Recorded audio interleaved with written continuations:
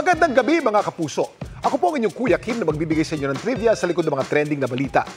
Nabulabog ang mga residente ng isang barangay sa General Santos City nang namataang silang isang matinding kobra.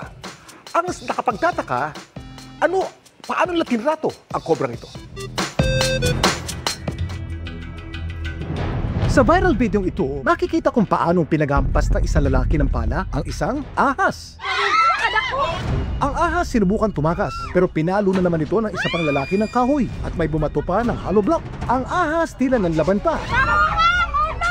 Hanggang sa sumuot ito sa isang tindahan.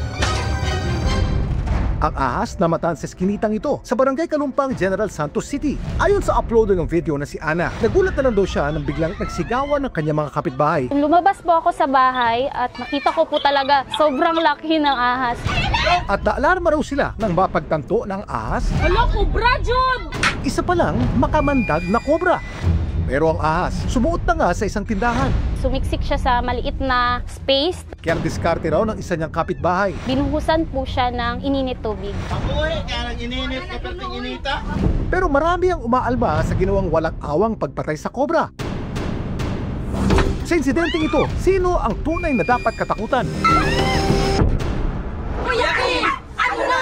Ang mga kobra, napakamakamandag. Ang cobra venom kasi ay may neurotoxins na maaaring makaapekto sa nervous system ng kanilang natuklaw. Kapag natuklaw ka ng cobra, potentially deadly siya. Depende sa kung makuha mo yung lethal dose na nakakapatay ng tao. They are case-to-case basis.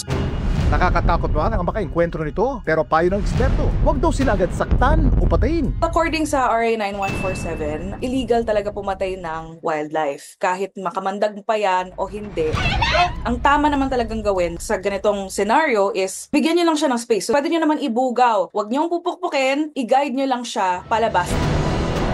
Kapag hindi naman natin pinoprovoke, mas malilesen natin yung chances ng snake bite. Kung may marunong lang po mag-handle, hindi po talaga namin intensyon na patayin ang ahas. Paglili na ko diya si Babaw, nag-anak naman ko, mura naman kong anaon. Isa katakuri among gikuanjo dato bubo. Gibunalan na ako, sir, kay naratol naman.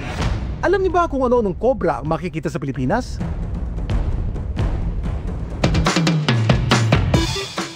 Dito sa Pilipinas, meron tayong tatlong klase ng cobra.